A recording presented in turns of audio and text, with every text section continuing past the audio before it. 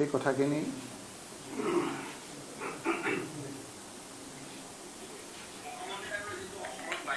মই parliamentary affairs মন্ত্ৰী নহয়, তেখেতৰ বাবে মই এটা কথা ক'ব খোজোঁ।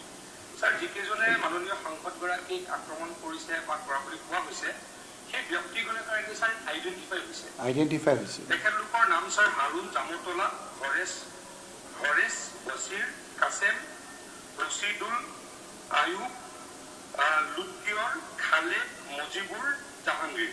ছাৰ, তদন্তৰ প্ৰক্ৰিয়া চলি আছে। তেখেতে মাননীয় নামকেইটা পালে নহয়। আপোনাৰ সেই কিবা নাম কৈছে, সেই নামকেইটা ক'বলৈও লাজ লাগে। সেই নামকেইটা ইয়াত কেইবাটাও নাম 376 গ্যাং ৰেপ 301 201 সেই কেছৰ লগত জড়িত আৰু এই 10জনৰ নাম তেওঁলোকে কৰি শ্বৰ্ট লিষ্ট কৰিছে। উঠো কৰি আছে অলপ। অঁ, মই কৈছোঁ কি তেওঁলোকেই কৈছে 10জনৰ নাম, আমি দিছিলোঁ 22জনৰ নাম। আগতীয়াকৈ জামিন বিচাৰিছে 25জন, চৰকাৰে 25জনৰ পৰা 15জন কাটি দিলে।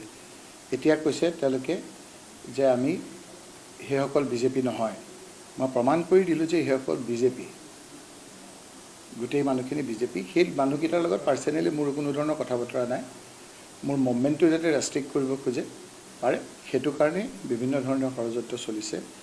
গতিকে মই এই কথাখিনি আৰু ক'ব লাগিব ভালকৈ ক'ম, দিল্লীতো ক'ম, ইয়াতো ক'ম। মই চাই আছোঁ যে মুখ্যমন্ত্ৰী ডাঙৰীয়াই এইটো ব্যৱস্থা লয় নে নলয়। এতিয়া মই বিভিন্ন ধৰণৰ ট'ৰ কৰি আছোঁ, গৈ আছোঁ।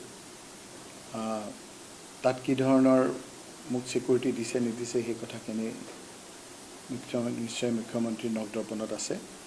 মই পুনৰবাৰ এই ক্ষেত্ৰত মুখ্যমন্ত্ৰী ডাঙৰীয়াক কৈছোঁ যে আপুনি যিখিনি ইমান নিষ্ঠুৰ যিখিনি কথা কৈছে, এই কথাবিলাক অকণমান কাণসাৰ দিয়ক।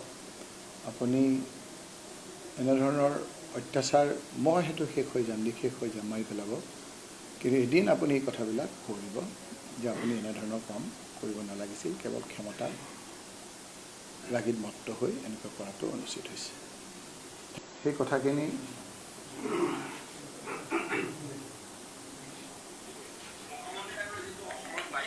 মই পাৰ্লিমেণ্টাৰী এফেয়াৰ্ছ মন্ত্ৰী নহয়, তেখেতৰ বাবে মই এটা কথা ক'ব খোজোঁ।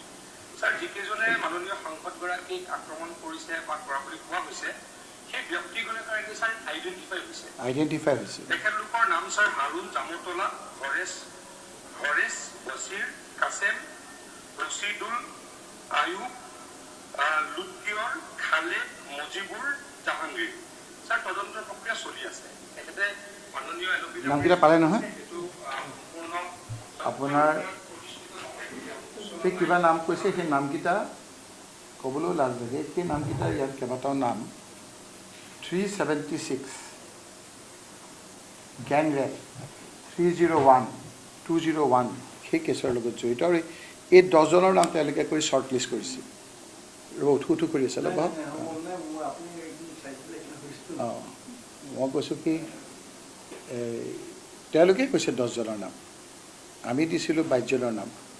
আগতীয়াকৈ জামিন বিচাৰিছে 25জন, চৰকাৰে 25জনৰ পৰা 15জন কাটি দিলে। এতিয়া কৈছে তেওঁলোকে যে আমি সেইসকল বিজেপি নহয়। মই প্ৰমাণ কৰি দিলোঁ যে সেইসকল বিজেপি, গোটেই মানুহখিনি বিজেপি। সেই মানুহকেইটাৰ লগত পাৰ্চনেলি মোৰ কোনো ধৰণৰ কথা বতৰা নাই। মোৰ মুভমেণ্টটো যাতে ৰেষ্ট্ৰিক্ট কৰিব খোজে পাৰে, সেইটো কাৰণে বিভিন্ন ধৰণৰ ষড়যন্ত্ৰ চলিছে।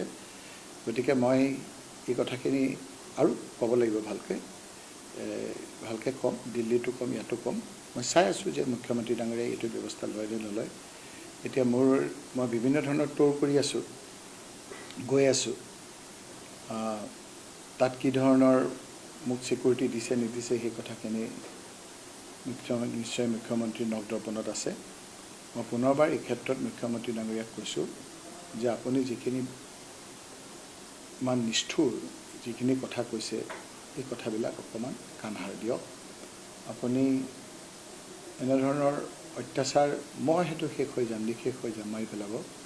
কিন্তু এদিন আপুনি এই কথাবিলাক কৰিব যে আপুনি এনেধৰণৰ কাম কৰিব নালাগিছিল, কেৱল ক্ষমতা ৰাগিত মত্ত হৈ এনেকুৱা কৰাটো অনুচিত হৈছে। Thank U.